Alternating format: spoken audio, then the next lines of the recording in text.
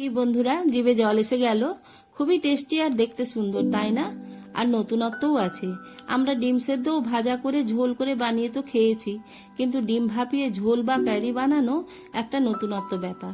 আমি তো প্রথমে একবার বানিয়েছিলাম, বাড়ির সবাইয়ের খুব ভালো লেগেছিল, তাই দ্বিতীয়বার তোমাদের সঙ্গে রান্নাটা শেয়ার করতে এলাম। এর সাথে ফ্রাইড রাইস, পোলাও, ভাত, রুটি, লুচি, পরোটা সব কিছুই খেতে অসাধারণ লাগে। তো আমি ডিম ভাপিয়ে কিভাবে রান্নাটা করব, তো তোমরা সেটা দেখবে। তাহলে রান্নাটা আমি শুরু করছি। হ্যালো বন্ধুরা, আমি সাপ্রিকা আসু কুকিং ব্লগ থেকে তোমাদের স্বাগত জানাই।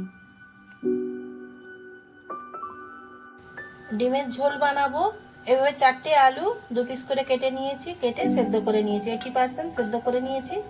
বাটিগুলো প্রথমে তেল ব্রাশ করে নেবো, না হলে চিটিয়ে যাবে ডিমগুলো। এভাবে একটা বাটিতে একটা ডিম ফাটিয়ে দিয়ে দেবো আস্তে করে। এর মধ্যে 2-4টে কাঁচা লঙ্কার টুকরো দিয়ে দেবো আর একটুখানি নুন। এইভাবে 4টে বাটিতেই দিয়ে দেবো। একটা বড় জায়গা করে জল বসিয়ে দিয়েছিলাম, জলটা ফুটে গেছে, ওর মধ্যে ফুটো থালা দিয়েছি আর 4টে ডিমের বাটি এইভাবে বসিয়ে দিয়েছি। কিছুক্ষণের জন্য ঢাকা দিয়ে দেবো। 2টো ছোট সাইজের পেঁয়াজ এভাবে কুচিয়ে নিয়েছি, আর এখানে একটা ছোট্ট রসুন ছাড়িয়ে নিয়েছি, একটা ছোট আদার টুকরো আর 1 চামচ জিরে আর 4টে শুকনো লঙ্কা, এগুলো বেটে নেবো। একটা মাঝারি সাইজের টমেটো, এটা গ্রেট করে নেব। 10 মিনিট ঢাকা রেখেছিলাম, হয়ে গেছে এগুলো। এবার এগুলোকে তুলে নেব, গ্যাসটা বন্ধ করে দিই।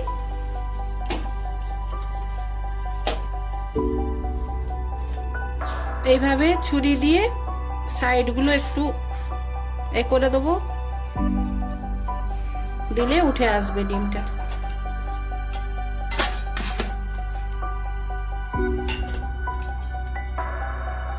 কি সুন্দর দেখতে লাগছে। এইভাবে সবগুলো তুলে নেব।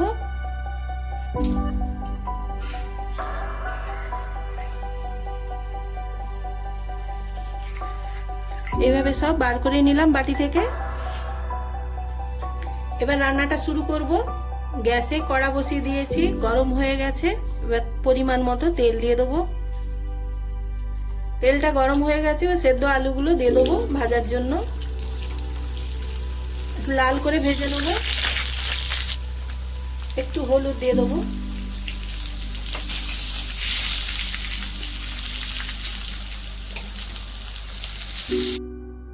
আলুগুলো লাল করে ভাজা হয়ে গেছে, এবার তুলে নেবো।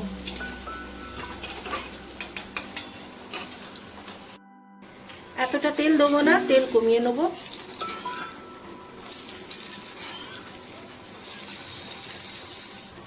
একটুখানি শুকনো লঙ্কা দিলাম, আর একটা ছোট এলাচ, একটুখানি ডালচিনি, 2টো লবঙ্গ আর 2টো গোলমরিচ ফোড়নে দিয়ে দিলাম, তেজপাতা দিলাম আর একটুখানি জিরে আর কুচনো পেঁয়াজটা দিয়ে দেবো। হালকা লাল করে একটু ভেজে নেবো। পেঁয়াজটা এভাবে ভাজা হয়ে গেছে। এবার এর মধ্যে বেটে রেখেছি আদা, রসুন আর জিরে লঙ্কার পেস্টটা দিয়ে দিলাম। ভালো করে কষিয়ে নেবো। তো 2 মিনিট ধরে কষে নিয়েছি, তেল ছেড়ে দিয়েছে। এবার এর মধ্যে মিক্সির বাটি ধোয়া জলটা দিয়ে দেবো। এর মধ্যে দেবো কাশ্মীরি লাল লঙ্কাগুলো রঙের জন্য, ছোট চামচের 1/2 চামচের একটু বেশি, আর ছোট চামচের 1 চামচ হলুদ গুঁড়ো।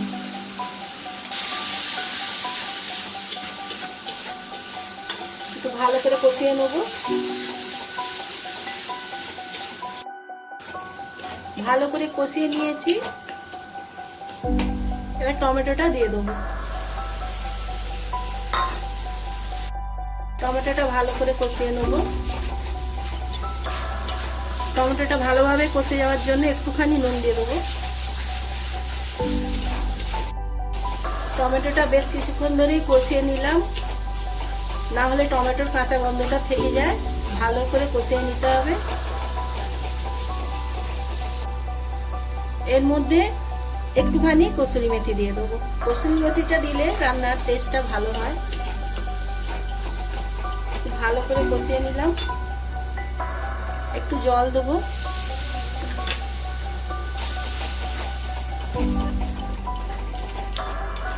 এখনই গরম মশলার গুঁড়োটা দিয়ে দেবো, কারণ আমাদের বাড়িতে গরম মশলার গন্ধ কেউ সহ্য করতে পারে না, এই জন্য কষার সময় দিয়ে দিই। তোমরা রান্নার শেষেও দিতে পারো। একটুখানি দিলাম, হাফ চামচের মতো। এটাকে এবার ভালোভাবে কষিয়ে নেব। ছোট চামচের হাফ চামচের একটু বেশি একটু ঘি দিয়ে দেবো।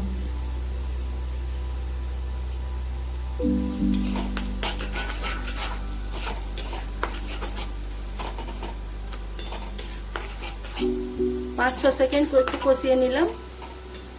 এবার সেদ্ধ আলুটা দিয়ে দেবো।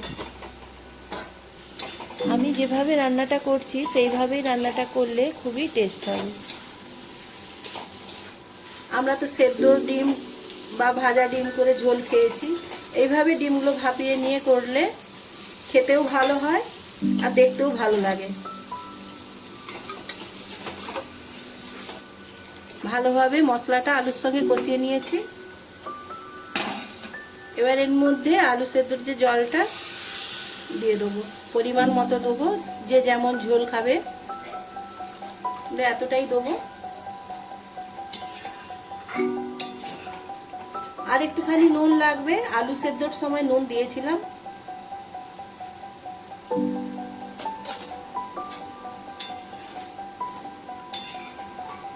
ঝোলটা ফুটে উঠলে ডিমগুলো দিয়ে দেবো। আলু সেদ্ধ হয়ে গেছে।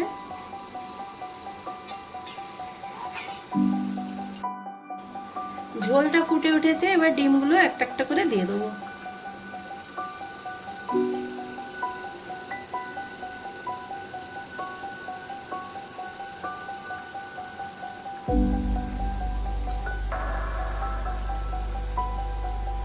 এবার গ্যাসটা সিম করে ঢাকা দিয়ে দেবো 2 মিনিটের জন্য। 2 মিনিট হয়ে গেছে, ঢাকাটা খুলে নিলাম। এবার এর মধ্যে দিয়ে দেবো 2টো কাঁচা লঙ্কা আর কিছু ধনেপাতা কুচোনো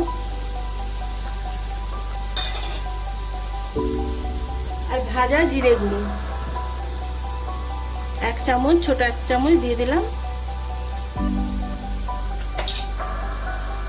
তোমরা এই সময় গরম মশলার গুঁড়োটা দিতে পারো। আমাদের বাড়িতে গরম মশলার গন্ধটা কেউ সহ্য করতে পারে না, ওই জন্য মশলা কষার শেষে আমি দিই। কেমন লাগলো তোমাদের আমার এই রান্নাটা কমেন্ট করে জানিও। এইভাবে একবার বানিয়ে খেয়ে দেখবে, একটা নতুনত্বও আছে আর খেতেও ভালো লাগে, দেখতেও ভালো লাগে। গ্যাসটা বন্ধ করে দেবো, ঢাকা দিয়ে দেবো। 3 মিনিট পর আসছি। 3 মিনিট হয়ে গেছে, ঢাকাটা খুলে নিলাম। দেখো কত সুন্দর কালারটা এসেছে। একটু নতুনত্ব ভাবে ডিমের ঝোলটা করলাম। তোমরাও যদি এইভাবে না বানিয়ে থাকো, এইভাবে বানিয়ে খেয়ে দেখবে একবার, খেতে খুবই ভালো লাগে। তো তোমাদের যদি ভালো লেগে থাকে আজকের আমার এই রান্নাটা, তাহলে কমেন্ট করে জানিও আর লাইক শেয়ার করো। নতুন বন্ধু হলে সাবস্ক্রাইব করে আমার পাশে থেকো। তো আমার ভিডিওটা দেখার জন্য, আমার রান্নাটা দেখার জন্য অসংখ্য ধন্যবাদ তোমাদের। আজকের মতো আসছি।